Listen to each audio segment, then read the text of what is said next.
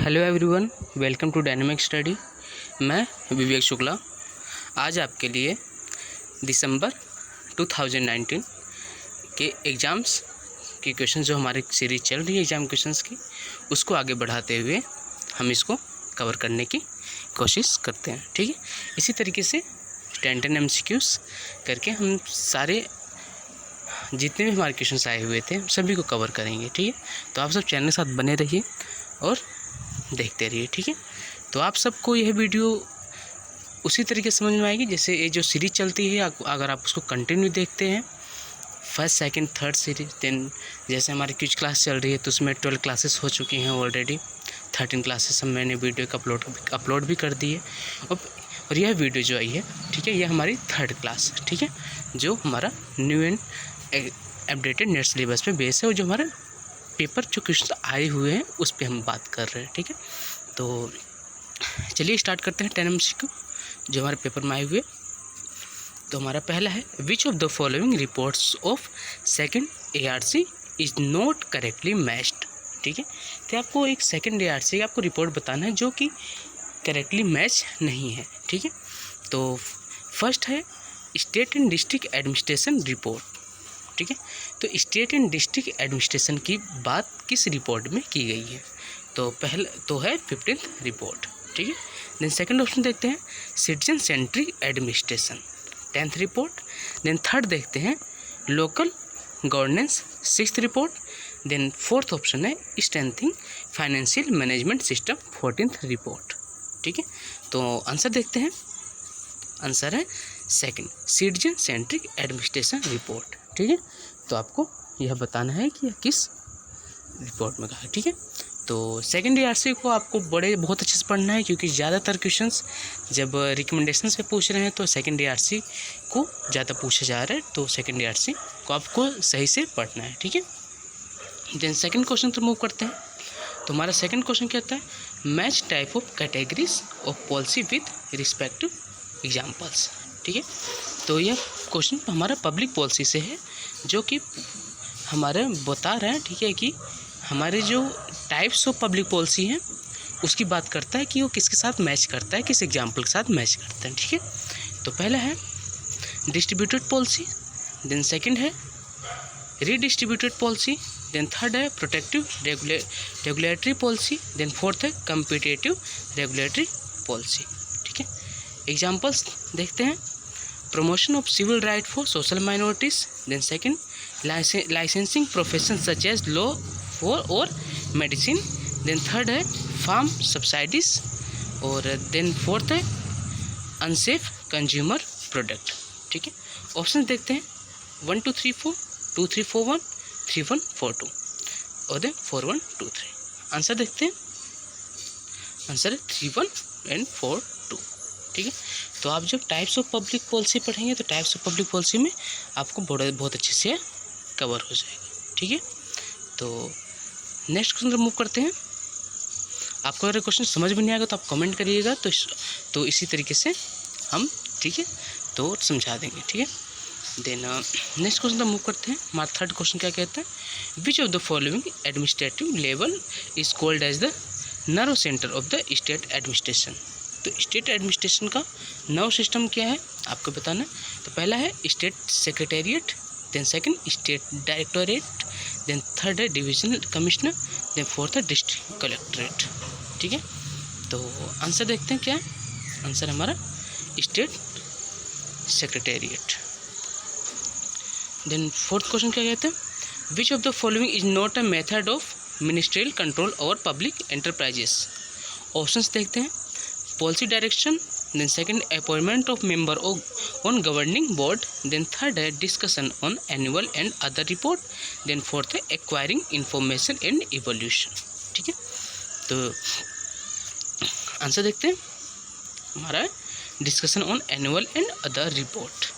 ठीक है, तो यह क्या होता है कि जो मिनिस्टर होते हैं, ठीक है, तो क्या कहते हैं, पॉलिसी डायरेक्ट भी करते हैं, appointment of member on governing board भी ये करते हैं इनकी जहाँ पे ज़रूरत पड़ती है, एक्वायरिंग इंफॉर्मेशन इवोल्यूशन भी ये करते हैं, but discussion on annual and other reports में ज़रूरी नहीं होता, ठीक है, कि हर बार, ठीक है, डिस्कशन करते हों, ठीक है, उन वार्षिक अन्य रिपोर्ट पर चर्चा करते हैं, क्योंकि यह किसका काम है, ये हमारे सिविल सर्वेंट्स है तो ज़्यादातर वही करते हैं, ठीक है। देन से 5th क्वेश्चन पर मूव करते हैं। तो 5th क्वेश्चन क्या कहता है, the violation of which one of the following principle undermines authority jeopardize discipline, disturbs order and threatens stability in an organisation. Then हमारे ऑप्शन है span of control, then second hierarchy, third है unity of command, then fourth है coordination, ठीक है।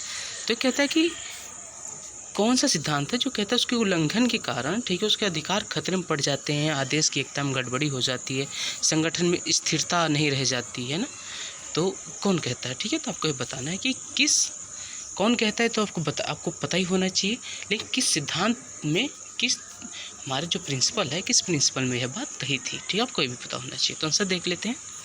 ये आदेश की एकता में बात कही थी, किसने कही थी, ए हेनरी फ्योर्ड ने बात कही थी, ठीक है। देन 6th क्वेश्चन पर मूव करते हैं।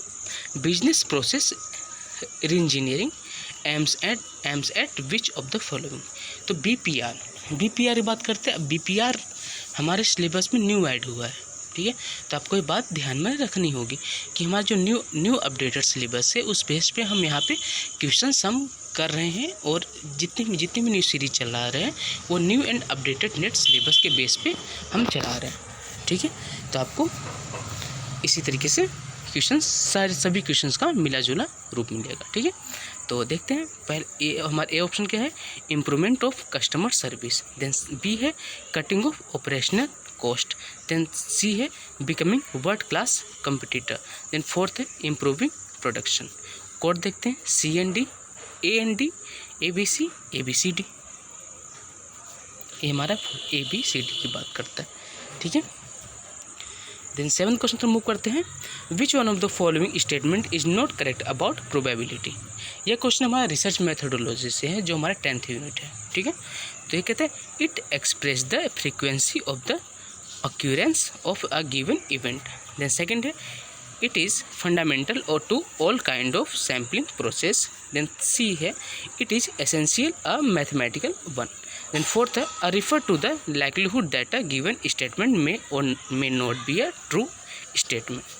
ठीक है, तो देखते हैं को नहीं की बात कर रहे हैं, ठीक है। तो ये कहता है कि fundamental to all kind of sampling process, तो all kind of sampling process की बात नहीं करता है, ठीक है, कि इसमें होते तो हैं प्रोबेबिलिटी, लेकिन all kind of sampling method तो इसमें नहीं आते हैं, जरूरी नहीं है कि all kind of sampling method इसमें आते हो, ठीक है।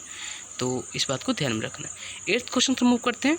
विच one of the following research techniques includes the most casual uncontrolled experience as well as the most exact film record of laboratory experimentation. ठीक है, तो पहला ऑप्शन है survey, then second observation, third है इंटरव्यू, देन फोर्थ है experimentation. ठीक है, तो देखते हैं आंसर हमारा ऑब्जर्वेशन। ठीक है, देन 9th क्वेश्चन हमारा क्या कहता है, which constitutional amendment act has empowered the governor to nominate Anglo Indian in certain state legislature assembly.